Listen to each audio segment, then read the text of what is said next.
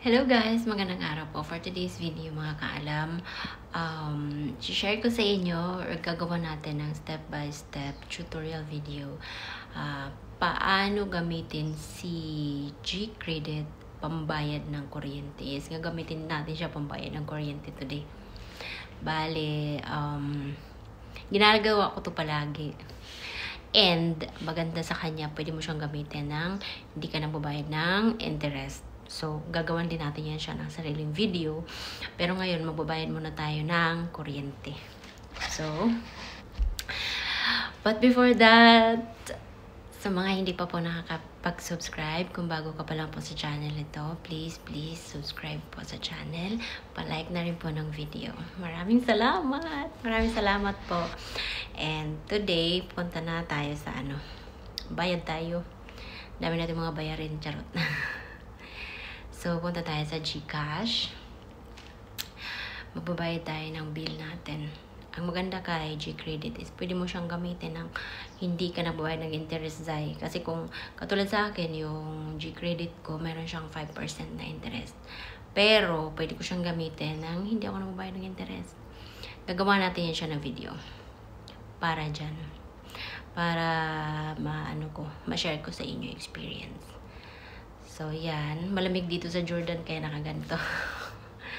So, nandito na tayo. Yung balance ko sa GCash is 77 na lang. 77.03. Ngayon, magbayad tayo ng kuryente.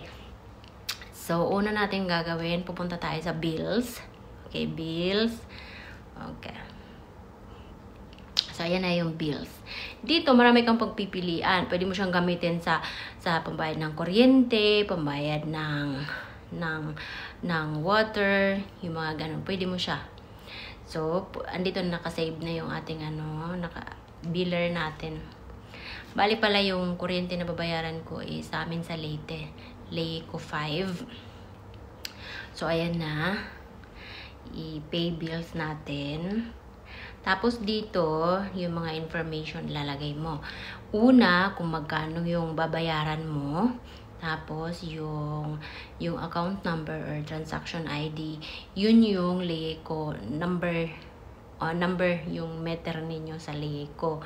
Tapos, yung name na pangalan na nakaregister sa Leyco, excuse me. Or kahit sa Meralco, pwede talaga siya. Ngayon, lalagay na natin dito yung aming bill, which is 1,167.50.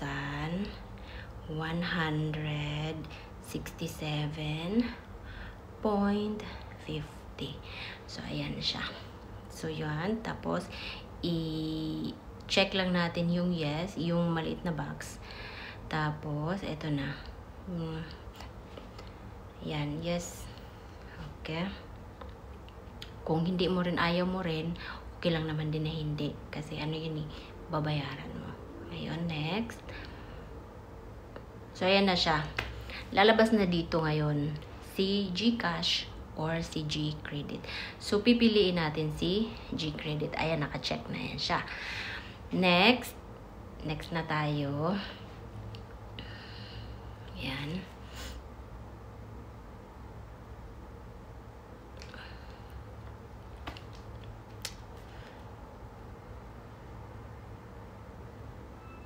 Okay, yan. Confirm na natin.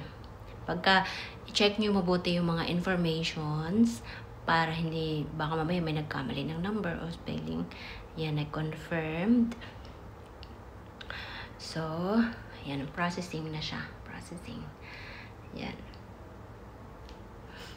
Meron akong credit limit kay G-Credit na 2,000. So, ayan na siya. Successful na. Payment, receive.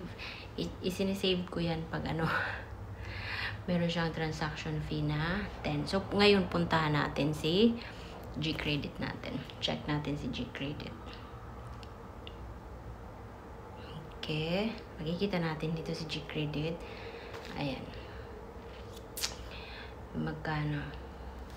O, ayan na. Ayan na. Nabawas na sa G-Credit natin na, which ang G-Credit ko limit is 2,000. So, until 2,000, hanggang 2,000 pwede ko siyang gamitin. Pag lumagpas na doon, hindi na siya pwede. So, dapat So, dapat 2,000 below ang magagamit ko. Kasi pag lumagpas na, hindi ko siya pwedeng gamitin kasi lagpas na sa limit ko. Ngayon, ayan o, yung aking G-credit is meron akong 5%. Kung lumagpas sa due date, pag ginamit ko siya, pag lumagpas sa due date, na hindi ko siya nabayaran yun, meron akong 5% na interest. Gagawa natin yan ng video. Itong video na to, gagawa natin ng follow-up video kung paano siya gamitin nang wala kang binabayarang interest. So, yun lang po. So, thank you so much. Marami pwedeng mapagamitan kay G-Credit. Marami yan. Yung mga bills ng kuryente, tubig, tapos meron pang marami pang iba. Pwede rin sa groceries. Pwede din siyang gamitin. So, yun lang po for today's video. And thank you for watching po. And pa-like and share this video. Pa-subscribe na rin po sa channel. Maraming salamat.